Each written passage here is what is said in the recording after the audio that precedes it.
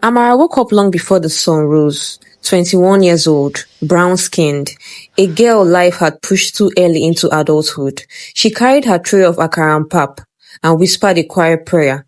She stepped into the cold morning air. Lord, let today not break me.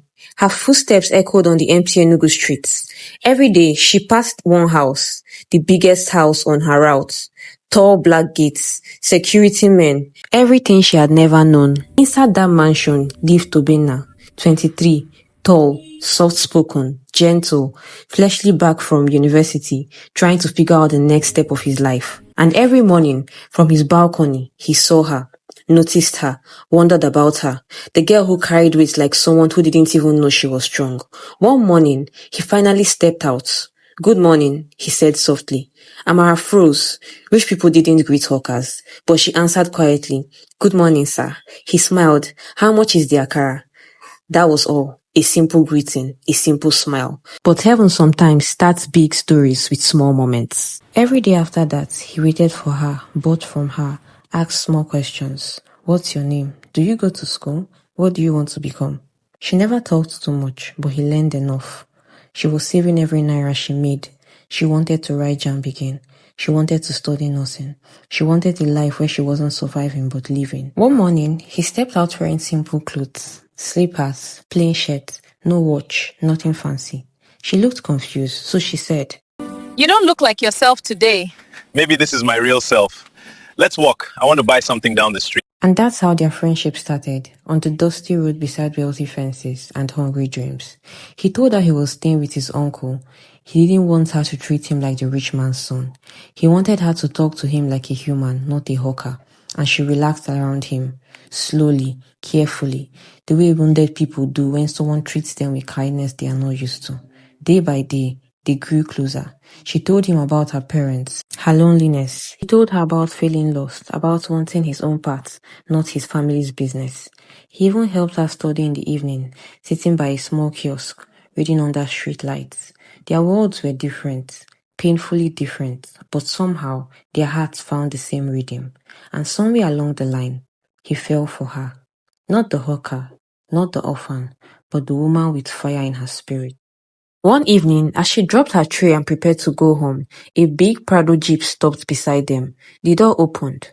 Tobenna, we have a meeting with your father in 10 minutes, the driver said. Amara froze. Your father? She whispered. Her voice broke. He tried to explain. Amara, please, let me. But she was already stepping back. You lied to me. No.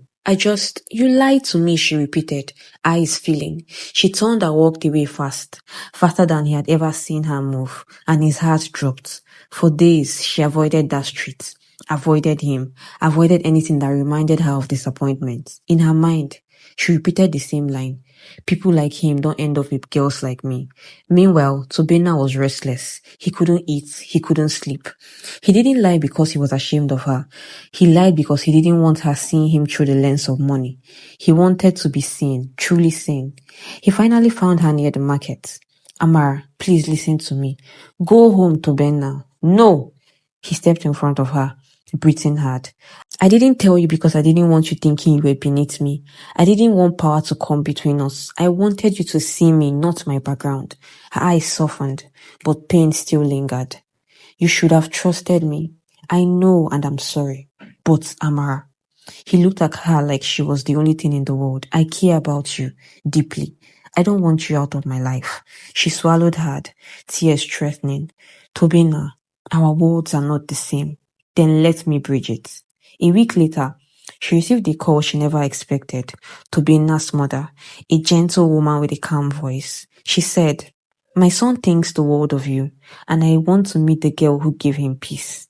Fear held Amara hostage, but she went, and the woman welcomed her warmly, asked her about her dreams, listened, truly listened. By the end of the meeting, she held Amara's hand. My dear, God lifts people in strange ways. Don't think small of yourself. You are more than your circumstances. Amara cried. Deep healing tears. With his family's support, Amara finally wrote JAMB, passed, entered university. Tobenna stood by her, not to rescue her, but to walk the journey with her. And every night, she whispered the same prayer. Lord, Thank you for seeing me even when I felt invincible. They didn't rush anything, they didn't force destiny, but they held hands through every season. She found her identity, he found his purpose, and together, slowly, tenderly, they built a story that looked nothing like where they stayed. Not a fairy tale, just two lives God rewrote with grace.